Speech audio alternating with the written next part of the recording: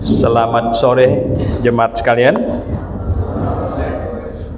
Kali ini semuanya dipersingkat karena akan ada kebaktian penghiburan atas dipanggilnya Bapak Antonius, ya, jemaat kita, Pak Antonius, ya.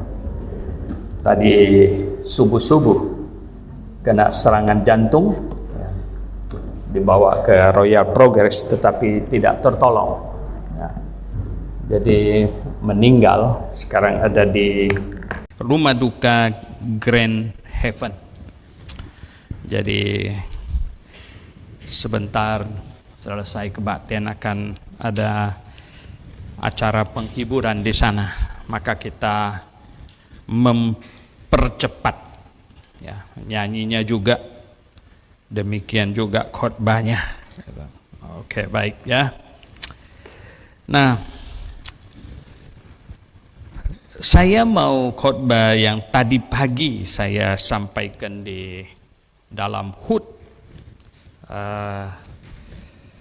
gereja GBIA Petra, tapi ini ringkasnya karena tadi pagi sana 1 jam. Ya. Jadi ini setengah jam, ya, kira-kira ini sarinya, gitu ya. Baik, mari kita berdoa terlebih dahulu. Ya. Kami mohon kasih setiamu, Tuhan, tolong kami agar kami memahami firman-Mu, kami menjadi anak-Mu yang sungguh bertumbuh. Mohon berkat-Mu Bapa. Dengan firman-Mu inilah gizi rohani kami yang membuat kami bertumbuh dengan sehat di dalam iman menuju kesempurnaan seperti Kristus. Kami berdoa dalam nama Tuhan Yesus Kristus. Amin. Temanya bertumbuh. Ya, kita ambil bertumbuh. Kita baca di Kolose pasal 2 ayat 7, ya. Sebenarnya dari ayat 6 dan 7 saja. Ayat 6 dan 7. Kamu telah menerima Kristus Yesus, Tuhan kita. Karena itu hendaklah hidupmu tetap di dalam Dia. Hendaklah kamu berakar di dalam Dia dan dibangun di atas Dia.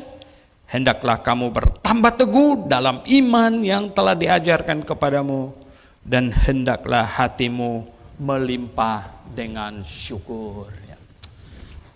Ini tiap-tiap katanya ini bisa diuraikan. Tiap-tiap katanya ini mengandung makna yang sangat-sangat penting.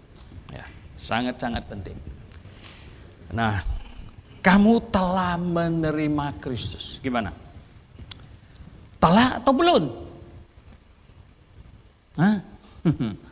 Jadi yang duduk di sini orang yang telah menerima Kristus apa belum? Gimana? Yang telah, coba angkat tangan. Yang telah. Yang telah. Siapa tahu ada banyak yang masih belum. Masih ada yang belum angkat. Ya, berarti belum. Oke, baiklah, enggak apa-apa. Daripada kita bohongin diri kita sendiri, kan fair-fair aja, betul ya. Belum ya belum aja gitu ya, no. Saya belum terima Kristus. Tapi di sini yang telah menerima Kristus. Telah menerima Kristus, ya, Tuhan kita. Karena itu hendaklah hidupmu tetap di dalam Dia. Tetap. Hendaklah hidupmu tetap. Jangan keluar. Tidak boleh keluar. Nggak boleh keluar. Bisa keluar gak? Oh, bisa. Bisa. Coba baca di 2 Yohanes. 2 Yohanes, surat Yohanes yang kedua. Surat Yohanes yang kedua. Tahu nggak apa dibilang? Surat Yohanes pasal 2, itu surat Yohanes yang kedua itu cuma 1 pasal. Di ayat 9 dibilang apa? Di ayat 9. Surat Yohanes yang kedua, ayat 9. Surat Yohanes kedua ayat 9. Apa katanya? Setiap orang yang tidak tinggal di dalam ajaran Kristus, tetapi yang melangkah keluar dari situ, tidak memiliki Allah. Barang siapa yang tinggal di dalam ajaran itu, ia memiliki Bapa maupun Anak. Jadi, apa katanya? Jangan keluar. Jangan keluar. harus tetap tinggal di dalam.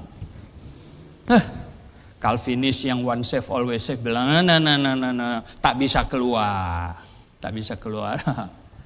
Saya sering tanya kepada mereka, Tuhan ciptakan manusia pakai free will nggak? Dikasih free will nggak? Dikasih kehendak bebas nggak? Oh kasih. Lalu Adam jatuh dalam dosa, manusia sudah jatuh dalam dosa, free willnya masih ada nggak? Masih ada nggak? Sekali ada kan tetap ada. Ya memang rusak sih. Ya. Free willnya rusak, hilang kemuliaan Allah. Tapi rusak. Tapi masih ada nggak? Masih free will nggak? Masih bisa pilih nggak? Oh masih. Sampai mereka tanya saya, Pak Suwento masuk surga masih bisa masih, saya bilang. Di surga masih ada free will nggak? Orang masuk surga masih ada free will nggak? Masih. Ya, masih ada free will. Malaikat ada free will nggak? Mereka di surga? Oh, ada. Lalu mereka tanya saya, kalau gitu berarti di surga kita murtad dong. Saya bilang gini, di surga itu cuma hanya satu dosa yang kita bisa buat. Ya kalau pernah curi-curi barang siapa? Betul nggak? Teman sebelah nggak ada HP untuk dicuri. Mau apa? Ya mau ambil barang siapa? Mau apa? Mau berzina sama siapa? Mau ngambil barang siapa? Cuman satu dosa, lawan Allah. Ya. Nah itu yang dilakukan oleh Lucifer dan anak buahnya, mau lawan Allah. Cuman itu, dosa moral. Apa? Ambil barang orang, curi, nipu, korupsi, nggak usah. Sana nggak ada, macam begitu nggak ada lagi. Di situ hidup senang seperti malaikat. Tapi satu, menentang Allah masih bisa. Itu sebabnya Lucifer dan anak buahnya diturunin. Karena mereka menentang Allah. Adakah orang yang diselamatkan dari dosa, dikasihi, masuk surga, sudah berubah mendapat tubuh baru, sudah mendapat tubuh kemuliaan, menentang Allah? Nonsen, nggak masuk di akal kita. Manusia akan melakukan itu. Yang ada adalah apa? Penuh dengan syukur, sembah, sujud yang tak habis-habisnya atas mengagumi Allah yang maha segala-galanya. Yang terlebih dari yang disyukurkan itu adalah orang yang seharusnya pergi ke neraka sekarang bisa menikmati kemuliaan di sana. Ada lagi kah yang lebih dapat disyukurkan? Ya, nah, lebih dari itu. Tetaplah di dalam Dia, tidak boleh keluar, tidak boleh keluar. Ya. Tidak boleh melepaskan imanmu. Ibrani 10 ayat 35 bilang, janganlah engkau melepaskan imanmu. Ya. Lalu katanya, hendaklah hidupmu tetap di dalam Dia. Hendaklah kamu berakar di dalam Dia dan dibangun di atas Dia. Berakar, maksudnya berakar itu bertumbuh, tapi itu diganti dengan dibangun. Diubah dari akar pohon menjadi bangunan. Ini Paulus ini ada-ada aja ya. Hebat juga. Hendaklah kamu berakar di dalam Dia. Kok bukan bertumbuh, tapi dibangun di atas Dia. Berakar. Berakar terus bangun, tumbuh. Bangun, tumbuh. Jadi pohon besar, jadi bangunan gede. Sekarang dunia berlomba-lomba bikin bangunan yang tertinggi. Ini Arab Saudi kepingin bangun gedung yang lebih dari 1 kilometer. Sudah ada denanya. Hebat-hebat semuanya. Di Taiwan ada gedung. Di Malaysia gedung kembar. Ya, di mana-mana bangun. Mau bangun gedung apa? Tahu nggak? Ketika membangun satu gedung 1 kilometer ke atas, dia punya fondasi ditembak berapa ratus meter ke dalam. Barulah bisa tahan. Kalau tidak, nggak bisa. Ya. Akar pohon itu yang penting menunjang semua pohon itu di atas. Kita di depan rumah sana yang bagian belakang itu ada pohon beringin. Ya. Pohon akasia itu sering tumbang yang di tepi jalan. Tapi pohon beringin jarang ada yang tumbang. Ya. Tahu nggak pohon beringin itu istimewanya apa? Akarnya dalam.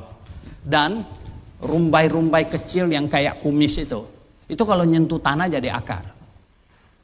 Nah, itu hebat. Bertumbuh. Kita bicara bertumbuh dulu. Bertumbuh itu nomor satu yang diperlukan itu apa tahu nggak? Benihnya. Apakah kamu bisa bertumbuh jadi orang Kristen yang baik atau tidak? Jadi orang benar sangat tergantung benihnya. Benih apa? Firman Tuhan. Kalau kau pergi ke gereja yang salah, benih yang ditaruh ke dalammu, pengajaran yang ditaruh ke dalammu itu pengajaran yang salah. Dan kamu akan tumbuh jadi pohon yang ngawur. Pohon yang salah. Siapa itu namanya yang budayawan yang gendut sekali itu yang sudah tidak ada itu yang sudah. Katanya dia pernah bikin satu eksperimen. Ada pohon yang sama jenisnya tapi dua pohon. Satu pohon ditaruh di satu ruangan, satu pohon ditaruh di ruangan yang lain. Yang satu pohonnya dibunyikan terus musik. Itu musik disco, musik ini ya. Musik rock. Terus satu pohon dibunyikan musik Sebastian Bach yang lembut. Katanya setelah sekian waktu berjalan, pohon yang mendengarkan musik rock itu dia punya cabang-cabang semuanya kacau balau tumbuhnya. Padahal jenisnya sama. Sementara itu pohon philodendron nama pohonnya. Pohon yang mendengarkan musik klasik Sebastian Bach itu, ya, wah, tumbuhnya cakep, bagus, indah. Kamu bisa bayangkan, pohon saja terpengaruh. Kalau orang, ya, lebih. Kenapa tau nggak? Saya tanya kamu, pohon sama manusia mana lebih perasaan? Iya kan? Kalau pohon saja terpengaruh, apalagi orang. Itu baru musik loh. Doktrin. Wah, kacau balau lah. Ya. Kalau kau pergi ke gereja yang salah, doktrinnya salah. Saya pernah ceritakan. Doktrin itu membawa pengaruh yang sangat besar kepada hidup orang. Saya di Pontianak pernah tinggal di satu rumah. Orang-orang tetangga tanya sama kami, ada nggak dengar bunyi-bunyi? Karena katanya banyak hantu di sini. Hah? Saya bilang, ada hantu. Saya kan nggak takut hantu punya. Saya bilang, hantunya gimana? Wah, katanya, ada bunyi perempuan. Saya bilang, kenapa? Mereka bilang, itu yang tempatin rumah di situ itu, istrinya meninggal. Orang nggak berani tinggal di situ. Terus saya tanya, istrinya meninggal karena apa? Karena melahirkan. Hah? Bilang, kenapa karena melahirkan? Loh, ini kan zaman modern. Orang melahirkan itu jarang yang mati sekarang. Akhirnya saya punya korek. Cerita atau enggak? Dia dari gereja yang percaya bahwa kalau bayi belum dibaptis, belum masuk surga kalau mati.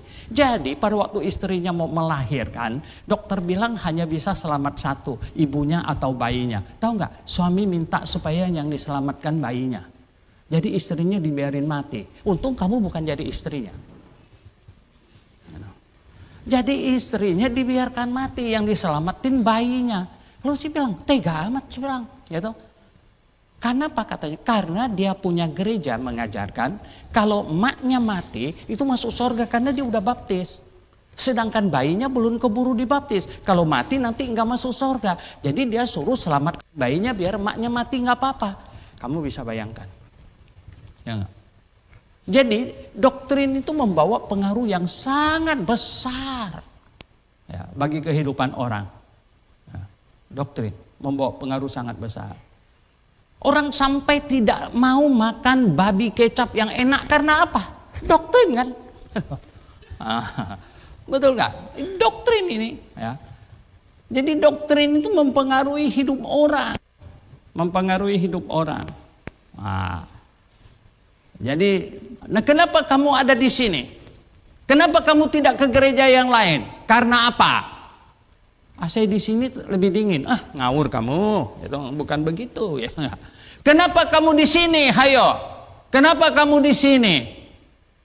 Oh di sini ada cewek cakep yang saya naksir. Lebih ngawur lagi kamu. Aduh. Kenapa kamu di sini? Saya mau cari cowok yang baik-baik. Wah, ngawur kamu.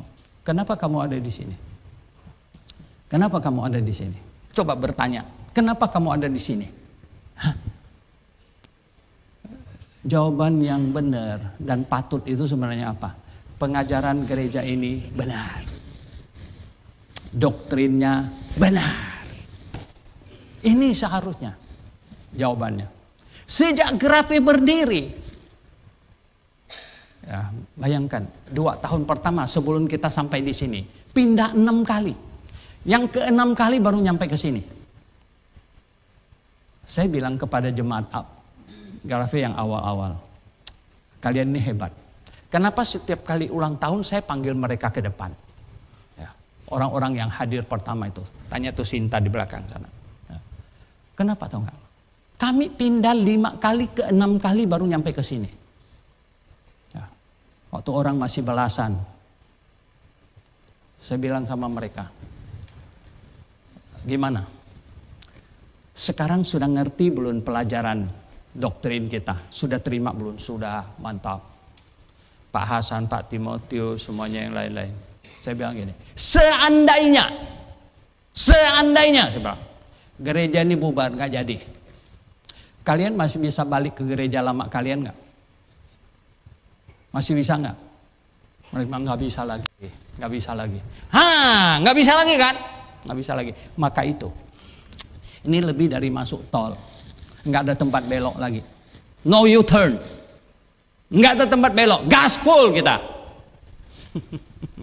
Benar nggak? Gaspol. Nggak bisa belok. Nggak bisa putar balik. Lebih dari masuk tol. Keluarnya nanti di pintu tol. Sorgawi. Kau tak bisa balik lagi. Kalian masih ingat Pak Oto?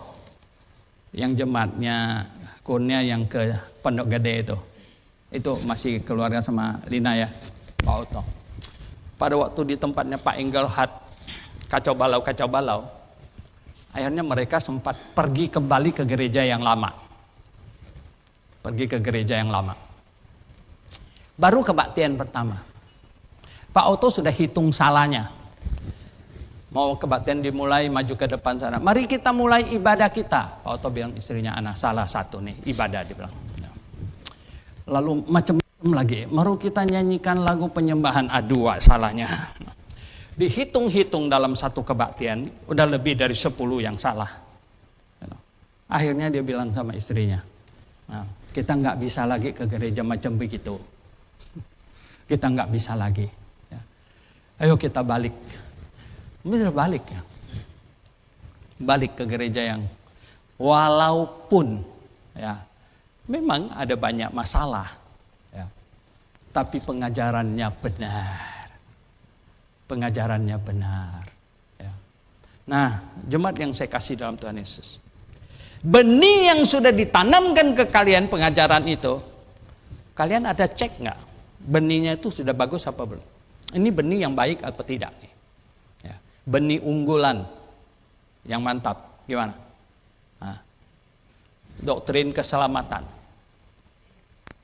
Kalian sudah bisa membedakan doktrin keselamatan kita dengan yang lain-lain? Doktrin keselamatan. Anda paham doktrin keselamatan kita sampai ke ujung-ujung, sampai ke yang detail-detail semuanya? Ini penting. Kalau belum, kamu harus ikut blok kelas lagi, ulang-ulang. Doktrin Alkitab. Anda paham doktrin Alkitab dengan sedetail-detailnya? Paham? Doktrin gereja. 3 ini saja utama. Sekarang, sanggup nggak kamu? Sanggup nggak kamu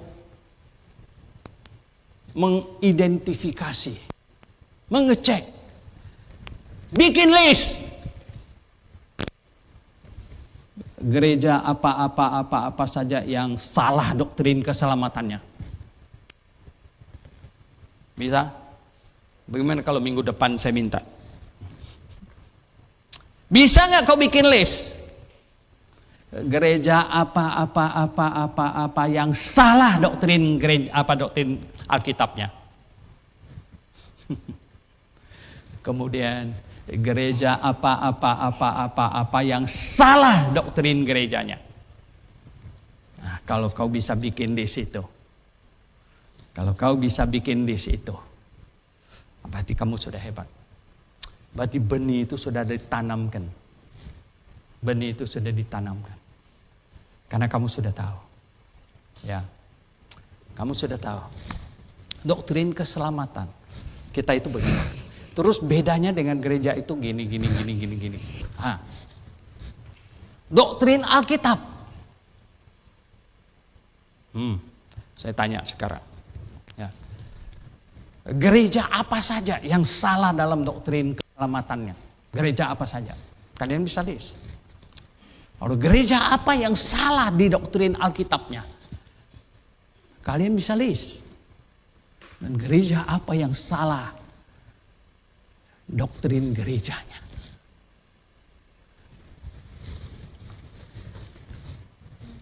Padang Roh edisi ke-121. Ini kan yang baru rilis 120. Edisi 21 sebenarnya saya mau tulis reformasi yang kurang rendah hati.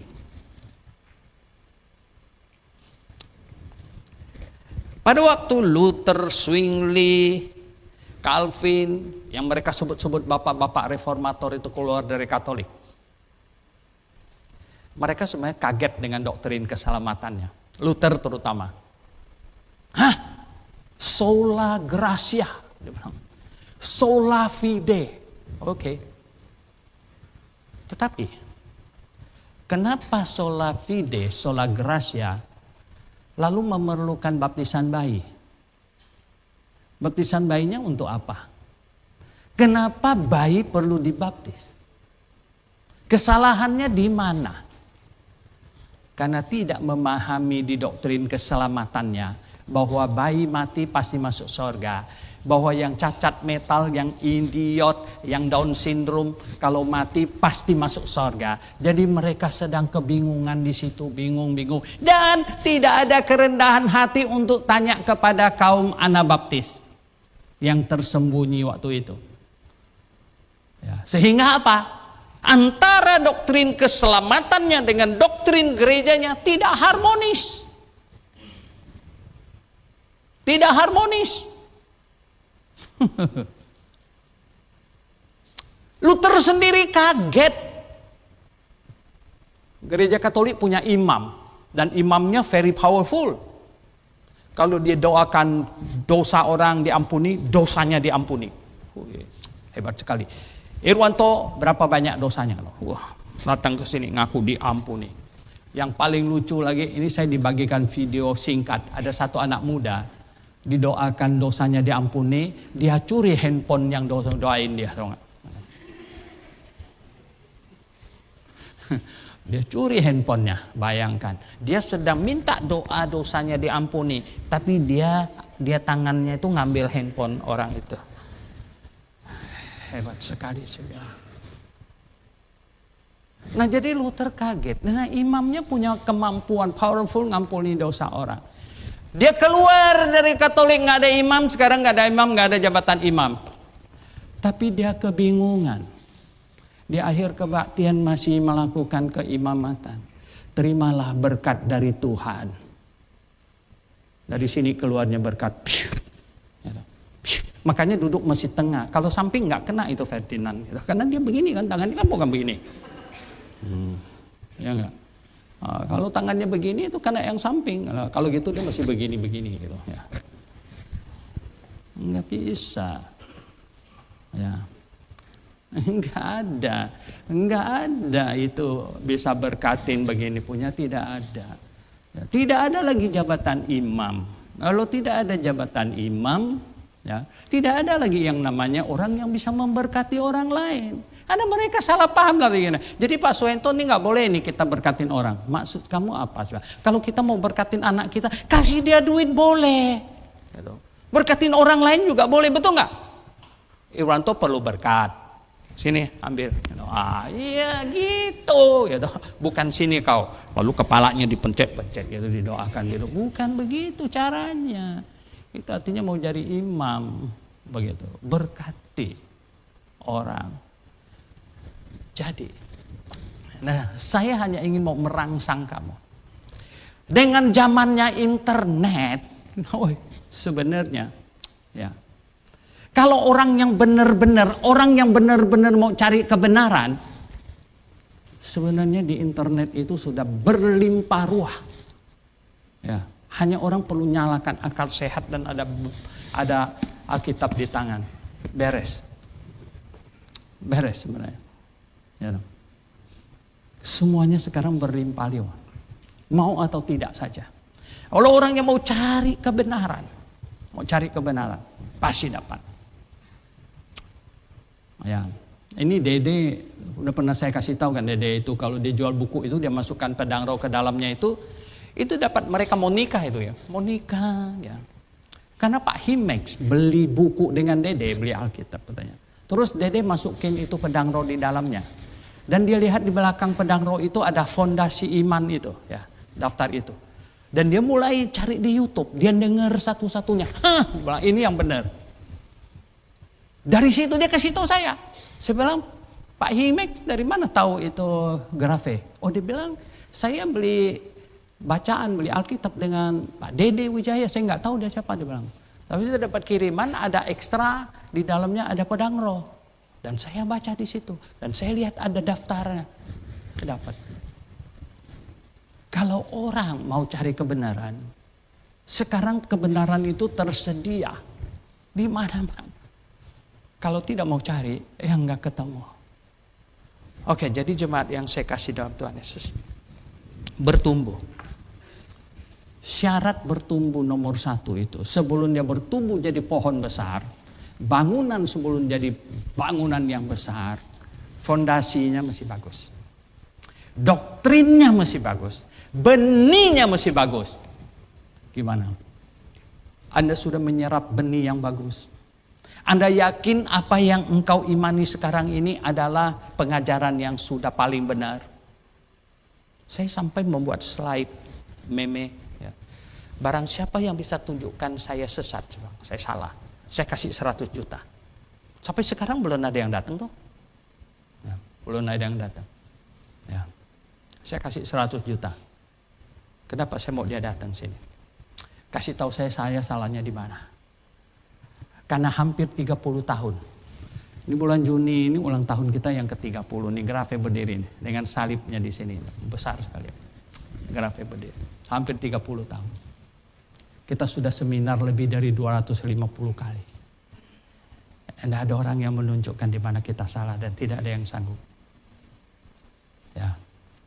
Nah, oleh sebab itu, tiap tahun saya memang mau diulangi lagi. Kalau gereja ini bubar, masihkah kamu bisa kembali kepada gerejamu yang lama? Kalau tidak bisa, ya, kita gaspol. Ya. Anda sudah menyerap belum pengajaran kita? Berapa persen Anda sudah dapat, sudah menyerapnya? Terlebih mahasiswa. Bagaimana mungkin kamu keluar dari sini lalu menjadi orang munafik? Gitu. Menjadi orang munafik. Gitu. Kamu tahu itu salah tetapi tetap ikut. Bagaimana bisa? Seperti ada satu orang ibu-ibu ngomong dengan saya, sekarang dia tidak ikut kita. Karena di kotanya sekarang saya dengar tidak ada GBIA. Waktu dia di Pontianak dia kasih tahu saya, itu Sinta mereka kenal sama dia. Saya nggak usah sebut namanya karena di record. Dia datang sama saya, Pak Suwento, dia bilang, setelah saya mengikuti seminar bahwa doa berkat di akhir kebaktian itu salah, dia bilang. Sekarang setiap kali selesai kebaktian di tempat saya, sebelum pendetanya naik doa berkat, saya ke WC. Jadi dia ke WC. Lah saya bilang, tiap minggu gitu. Iya. Iya. Sekarang belakangan ada majelis yang perhatiin saya. Dia bilang, kenapa setiap selesai khotbah dia pasti ke WC? Saya bilang, kamu kenapa tetap di situ? Dia bilang apa? Dia waktu itu jadi kepala sekolah. Dari sekolah yang dibawa gereja itu. Jadi dia masih tetap mau kerja di situ, dia nggak ikut kebaktian di situ, tapi banyak hal dia tidak setuju di situ. Nah, saudara yang saya kasih dalam Tuhan, kita nggak bisa gitu, kita nggak bisa. Ya. Nah, oleh sebab itu, saudara yang saya kasih dalam Tuhan Yesus, apa di sini dia? Hendaklah kamu bertambah teguh dalam iman yang telah diajarkan kepadamu. Dan hendaklah hatimu melimpah dengan syukur. Hati yang melimpah dengan syukur. Gimana? Ada sukacita? Ada syukur? Ada syukur bahwa kamu di dalam kebenaran. Ya. Jadi gini loh. Orang yang bersyukur ada di dalam kebenaran. Ada mengalami hal kesusahan yang lain-lain, ada nggak? Oh, ada. Ada. Selagi masih tinggal di muka bumi ini kita masih ada masalah. Mau nggak ada masalah? Baring di dalam peti. Ikut Pak Antoni. Nah itu nggak ada masalah lagi. Betul nggak? Nggak ada masalah. Hah? Nah, baring situ. Selagi masih jalan sana sini, masih mau makan aja ada masalah, betul nggak?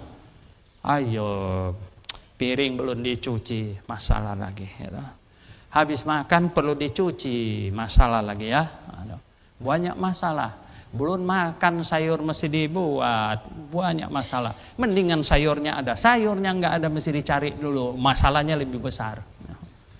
Hidupnya ada masalah. Tetapi apapun masalah kita, kita tetap masih bisa bersyukur. Kenapa? Atas satu hal. Saya di dalam kebenaran, saya mengimani doktrin yang benar. Kapan saja saya mati pasti saya masuk surga. Dan di dunia ini sebenarnya hanyalah sementara. Oke. Nah, saya katakan terakhir, maka kamu bisa bersaksi sebenarnya. Bisa bersaksi. Banyak orang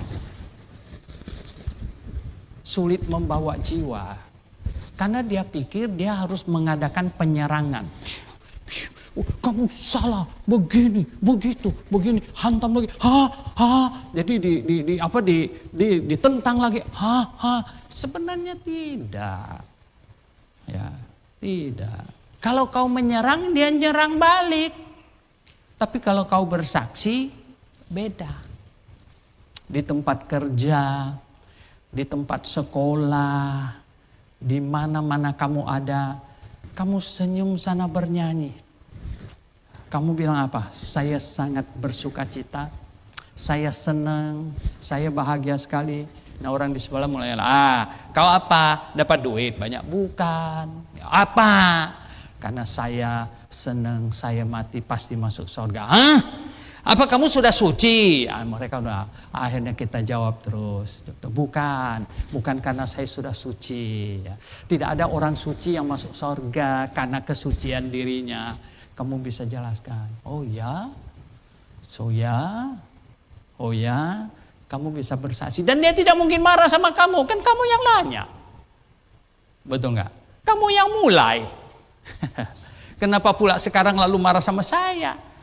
Kamu yang mulai. Dan membuat dia ingin tahu dan ingin tahu dan ingin tahu. Saya sebenarnya lupa menyimpan satu bacaan.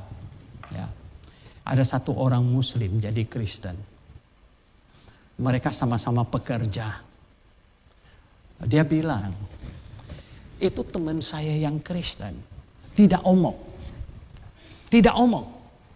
Dia bangun pagi-pagi jam 5 dia berdoa. Ya.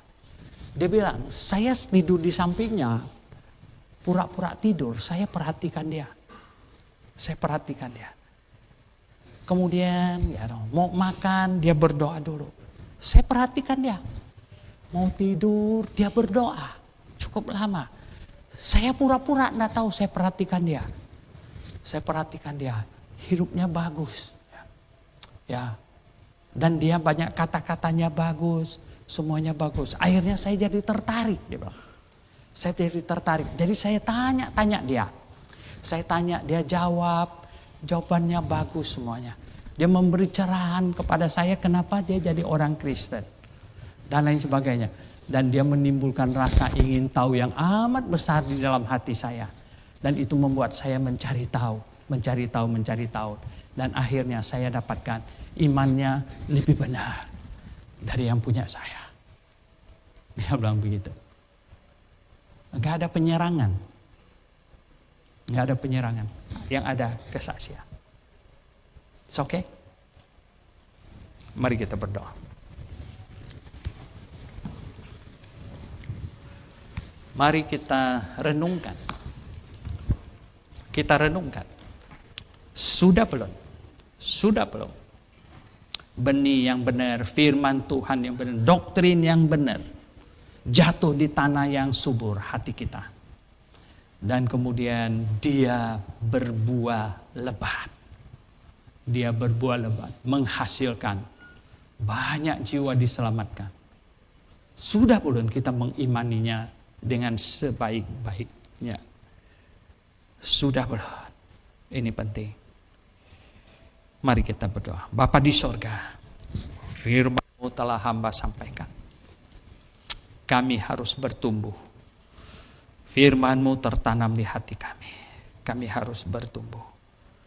Dan kami harus menjadi pohon yang menghasilkan buah yang berlipat ganda. Buah yang lebat. Terpujilah nama-Mu. Dalam nama Tuhan Yesus Kristus kami berdoa. Amin.